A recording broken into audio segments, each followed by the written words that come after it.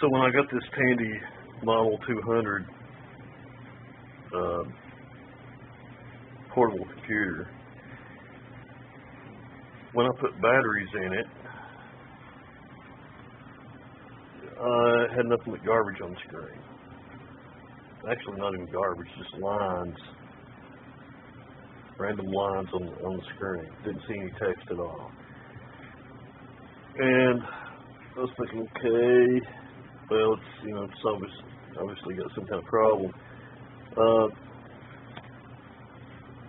I didn't know what was wrong with it, so I was about to take it apart, and I took all the screws out of it. There's 4 screws on the bottom, and started prying on it, trying to get the case off. And I thought, well, I said to myself, okay, wait a minute, I want to,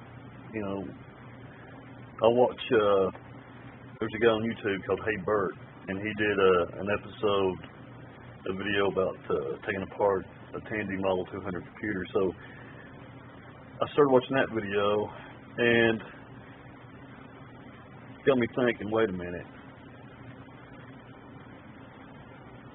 what if, so I paused that video, it came with a RAM expansion, I think it's 24K. I took it out and then turned the computer on, and it came on just fine. So the problem with this computer was that somebody had put this RAM expansion chips in backwards, and that was causing the garbage on the screen.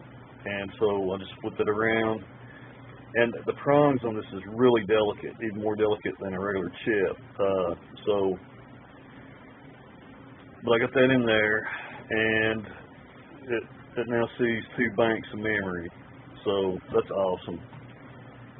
So it's that was an easy fix for this computer. And for future reference, just want to get a focus on there. Okay, so this is how the memory expansion should go in the computer.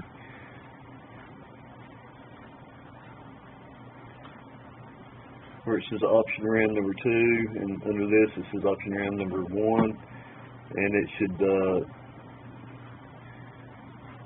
the direction of the text on the chips should match the direction of the text underneath where it plays into. And like I said before, somebody had it in backwards. Oh, dude. This computer, a Tandy 200 portable computer,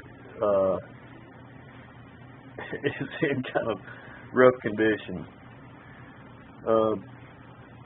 Here I have a label that I think was put on there by probably the manager of the computer department of where this thing originally came from, where he's talking about, when packing portable terminals, please do not wrap the core around the AC adapter. I'm assuming the lines around the AC adapter just can break the wires inside. And flipping this computer over.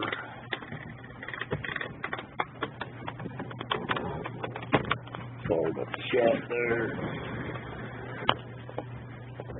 Oh, trying to be careful with it.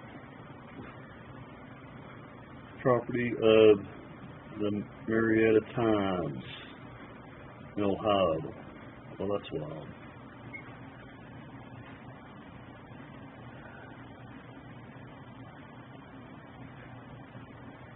I don't even know they exist anymore, possibly.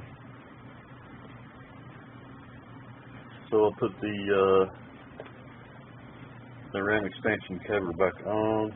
I have to research this. Sorry for the bad lighting. This switch, I'm not sure what that means. I have to look it up.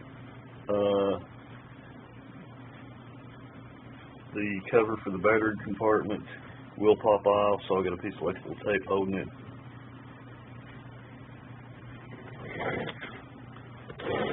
There is some damage.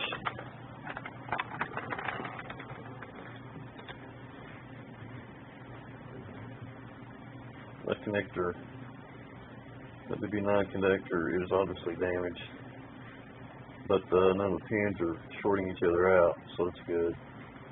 I do not know what that's for.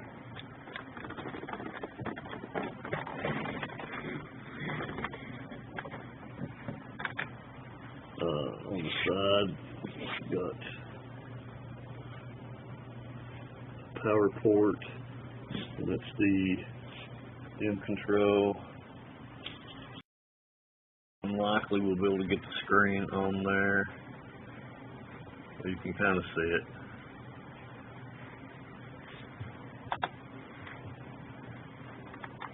Let's put the little basic program I wrote in there. So it's functioning. Turn it off, just hit the button. It's cool. Keyboard has been used a lot. Apparently this is used by a reporter for a paper back in the 80s. This computer was $1,000 back when it came out. I always wanted one, but there's no way I could get one. But now it's possible because they're super cheap. So awesome, and it works, and it's got a memory expansion. You can expand these up to 72K. This one, like I showed earlier, it's only got a 24K expansion module, and so it's right now I think it makes this up to 48K. This computer has, and cool beans. I made a quick and dirty power adapter for this computer. It requires 6 volts and I think at least 400 milliamps. And this old, I don't know what this went to, some kind of wireless device or something.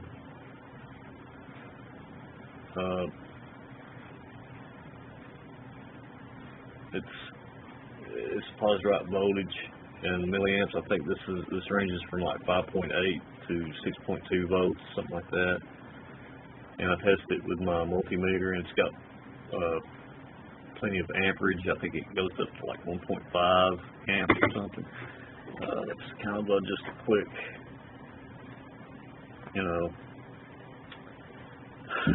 I wanted to get it working, so I just quickly, put those two cables together.